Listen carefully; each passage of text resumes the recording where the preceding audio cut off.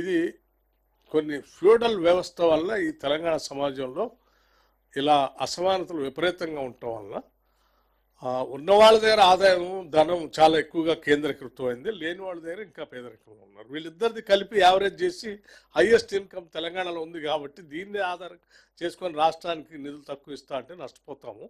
దీని భౌగోళిక పరిస్థితులు, సామాజిక పరిస్థితులు ప్రత్యేకంగా ఉన్నాయి, వీటిని అర్థం చేసుకోవాలని చెప్పి వాటిని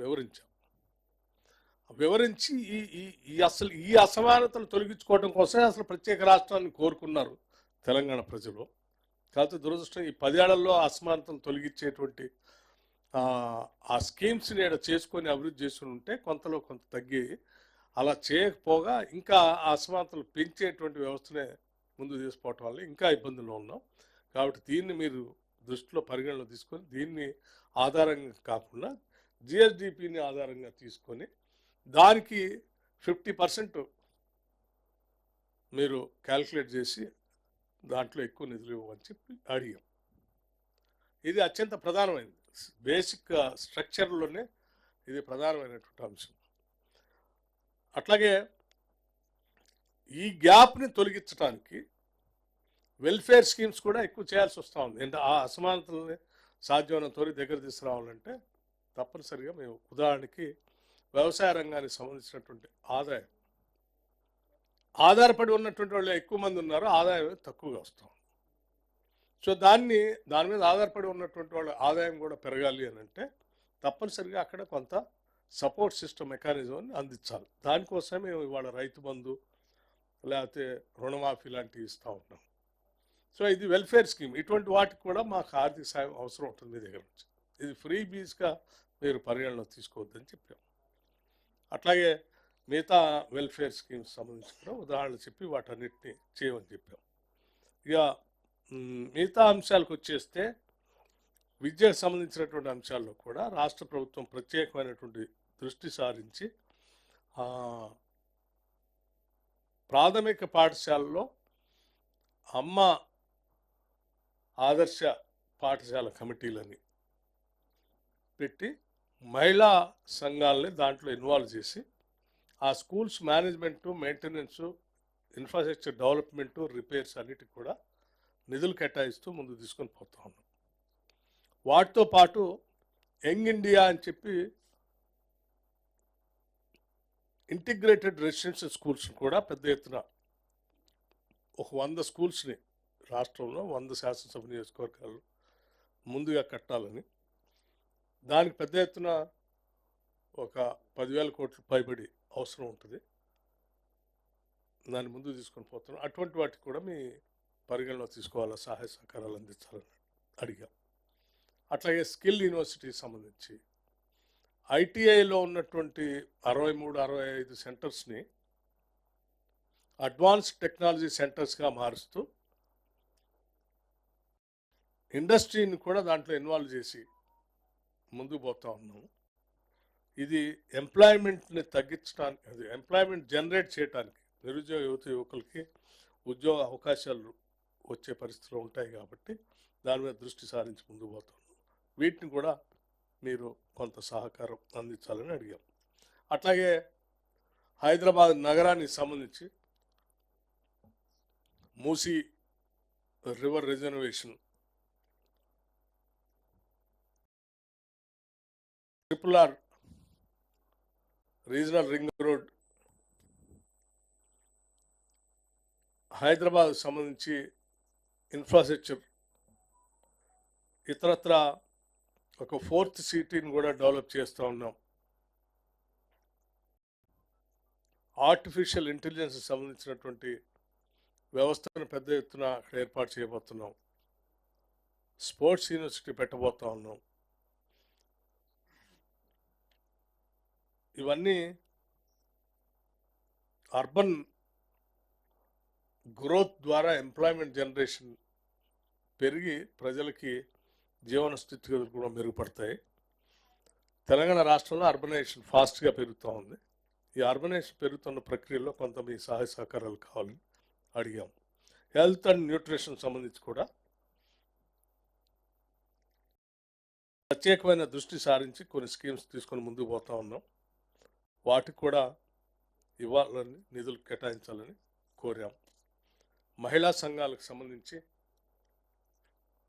గ్రామీణ ప్రాంతాల్లో ఆర్థిక వ్యవస్థను మెరుగుపరచాలి అని అంటే ఆర్థికపరమైనటువంటి వ్యవస్థ మహిళల చేతుల్లో ఉంటే బాగా అభివృద్ధి చెందుతాయి కుటుంబ వ్యవస్థ, గ్రామం, సమాజం. దానికోసం సంవత్సరానికి ఒక 20,000 కోట్లు వడ్డీ లేని రుణాలని ఇవ్వాలని రాష్ట్ర ప్రభుత్వం నిర్ణయం తీసుకుంది. 1,00,000 కోట్లు 5 సంవత్సరాల్లో టార్గెట్గా పెట్టుకొని ముందుకెళ్తా ఉన్నాం. దానికి కూడా ఇవ్వాలని. అట్లాగే దేశంలో ఎక్కడా లేనటువంటి విధంగా మొట్టమొదటిసారి రాష్ట్రంలో హెల్త్ డిజిటల్ కార్డ్స్ని ప్రతి సిటిజన్ది హెల్త్ ప్రొఫైల్ అందులో పొందుపరిచేటట్టుగా అందరికీ హెల్త్ డిజిటల్ కార్డ్స్ ఇచ్చే కార్యక్రమాన్ని కూడా ఆరోగ్యపరంగా ముందు తీసుకొని పోతా ఉన్నాం. ఇది ఒక రెవల్యూషనరీ స్టెప్.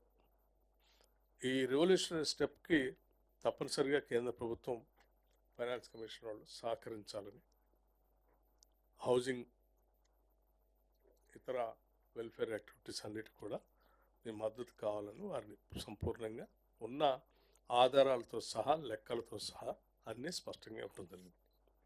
ఇవన్నీ ఇచ్చిన తర్వాత ఫైనాన్స్ కమిషన్ సంబంధించినటువంటి సభ్యులు మాట్లాడుతూ ఈ రాష్ట్ర ప్రభుత్వం ఇచ్చినటువంటి ప్రజెంటేషన్ చాలా తృప్తికరంగా, సాంకేతికంగా, అంకెలు సంఖ్యలతో సహా చాలా స్పష్టంగా వివరించారు అని చెప్పి ఈ ప్రజెంటేషన్ ఇచ్చినటువంటి ఫైనాన్స్ స్పెషల్ చీఫ్ సెక్రటరీని, అట్లాగే municipal urban development principal secretary ఇద్దరిని కూడా వారు అభినందించారు. రాష్ట్ర ప్రభుత్వం వారు ముందు పెట్టినటువంటి అన్ని అంశాలను కూడా తప్పనిసరిగా సాధ్యమైనంత వరకు మేము పరిగణన తీసుకొని సహకరిస్తామని కూడా చెప్పారు.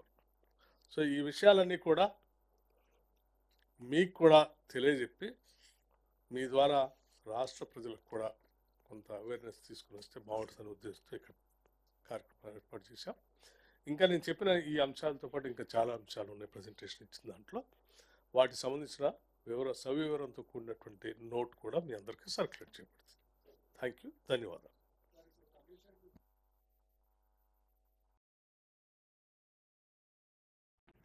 నేను ఇంకోటి మర్చిపోయాను.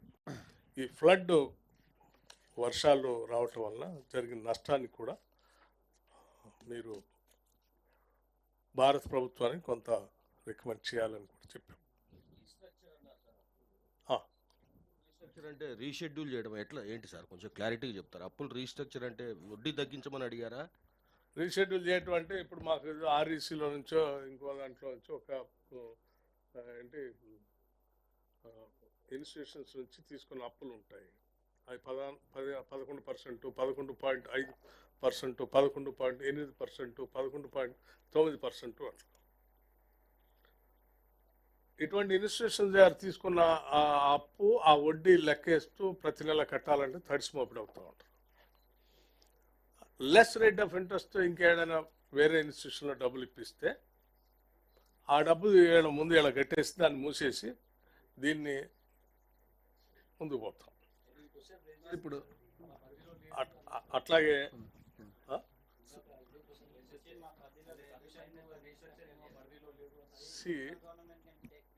కరెక్ట్. దానికి సంబంధించి మేము ఇప్పటికే భారత ప్రధానమంత్రి గారిని కలిసాం, భారత ఆర్థిక శాఖ మంత్రి గారిని కూడా కలిసాం. నేను ముఖ్యమంత్రి గారు ఇద్దరం రాతపూర్వకంగా వారికి దరఖాస్తు కూడా ఇచ్చాం. సో మాకు అంది వచ్చిన ప్రతి అవకాశాన్ని ప్రతి సెంటర్ దగ్గర కూడా ఈ అంశాన్ని వారి దృష్టి తీసుకొచ్చి మీ పరిధిలో ఉన్నా లేకపోయినా మీరు కనీసం ఆ మాట సాయమైనా చేయండి అని చెప్తాం.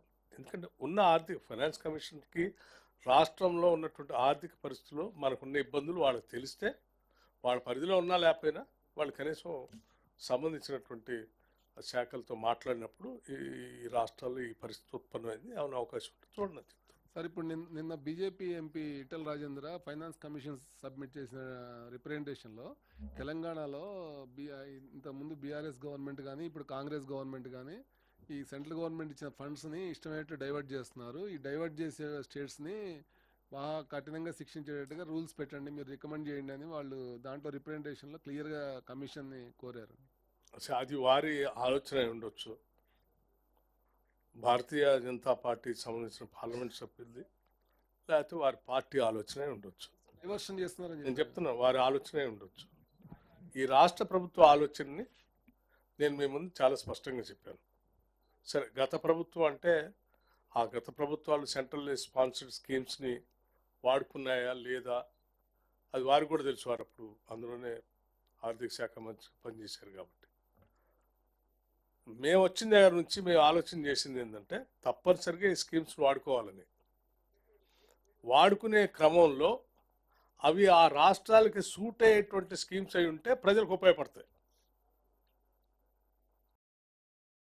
మీకు ఎండ బాగా ఉంటే విపరీతంగా ఎండ ఉన్నవాడికి నేను ఉలెన్ కోట్ ఇస్తే వేసుకో అంటే ఉపయోగం ఉంటుంది. చలి ప్రాంతాల్లో ఉన్నటువంటి వాడికి ఉలెన్ కోటను లేకపోతే రగ్ ఇస్తే ఉపయోగం ఉంటుంది.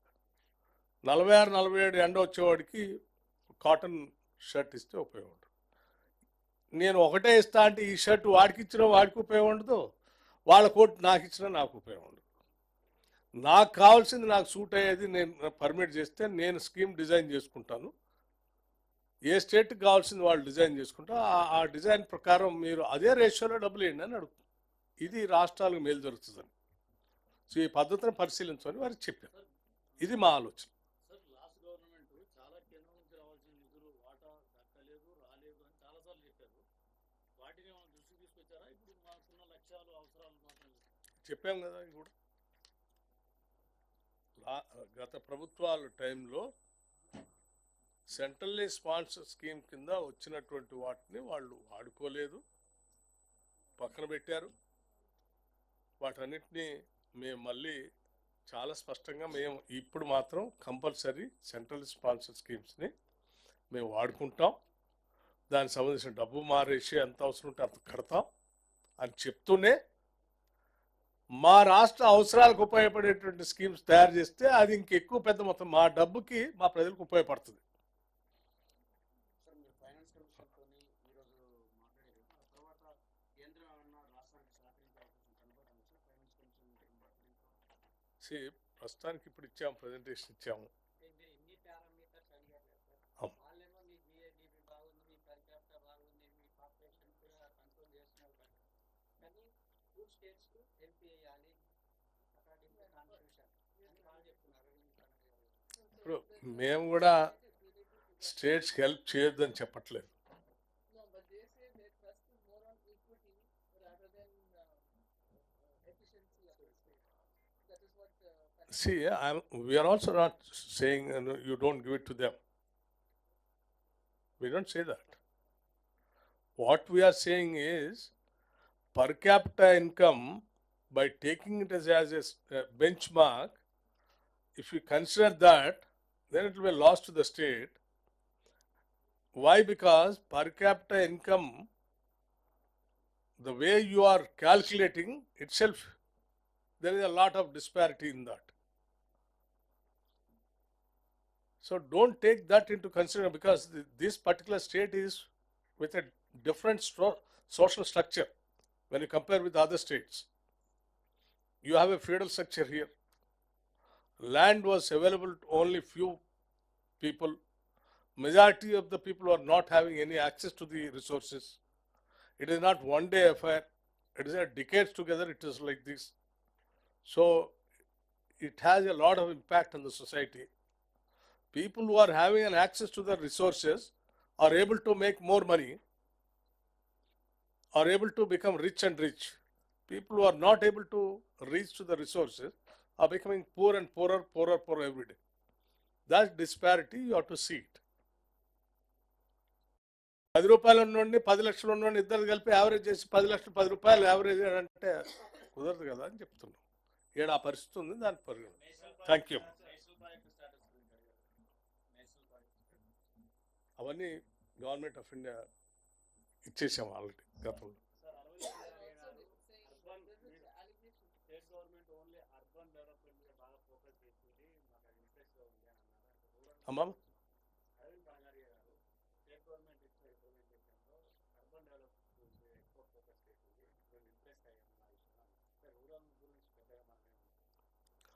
సి హైదరాబాద్ తెలంగాణ అనగానే మీకు ఎక్కువగా హైదరాబాద్ కనిపిస్తుంది. హైదరాబాదు అవుటర్ రింగ్ రోడ్, తర్వాత రీజనల్ రింగ్ రోడ్డు ఇన్కమ్ ఎక్కువ ఇక్కడ నుంచి వస్తూ ఉంటుంది. వీటితో పాటు రూరల్ ఏరియా డెవలప్మెంట్ కోసం కూడా మేము స్పష్టంగా చెప్పాము. అదే కదా మీకు చెప్పింది, schools, self help groups, rural infrastructure, housing, Indiramma housing, తర్వాత ఇరిగేషన్ ప్రాజెక్ట్స్, ఇవన్నీ రూరల్ కిందకి వస్తాయి. ఎవరు ఇప్పుడు నేను చెప్పినవన్నీ కూడా, I think you might have followed it, నేను చెప్పినవన్నీ కూడా ఈ రాష్ట్రానికి ఇప్పుడు రేపొద్దున ఏం కావాలో అవి చెప్పాను. So they started that the state should also have fiscal federalism for distributing funds to local bodies, which they are not doing. What do you say on that? I'm sorry to say no to that, because 10 ఏళ్ళు state finance commission వేస్తే వాళ్ళు ఇచ్చిన రిపోర్ట్ని 10 ఏళ్ళు గత ప్రభుత్వం పట్టించుకోలేదు. వాళ్ళు వేసిన కమిషన్, ఆ కమిషన్ ఇచ్చిన రికమెండేషన్స్నే మేము వచ్చిన తర్వాత వాటిని యాక్సెప్ట్ చేయటమే కాకుండా ఇంప్లిమెంటేషన్ కూడా స్టార్ట్ చేసాం. ఇది మీతో ఎవరన్నారో నాకు తెలియదు, ఒకసారి అన్న వాళ్ళకి మీరు చెప్పండి. మీరు వేసినటువంటి వాళ్ళు, that's what I'm saying. So it is on record.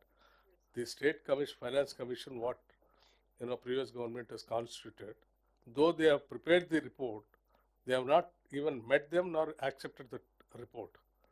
But మేము వచ్చిన తర్వాత వాళ్ళనే పిలిచి వాళ్ళతోనే మాట్లాడి వాళ్ళు ఇచ్చిన రిపోర్ట్ని యాజ్ ఇట్ ఈస్ ఇంప్లిమెంట్ చేశాం కమిషన్. రైట్ అమ్మా,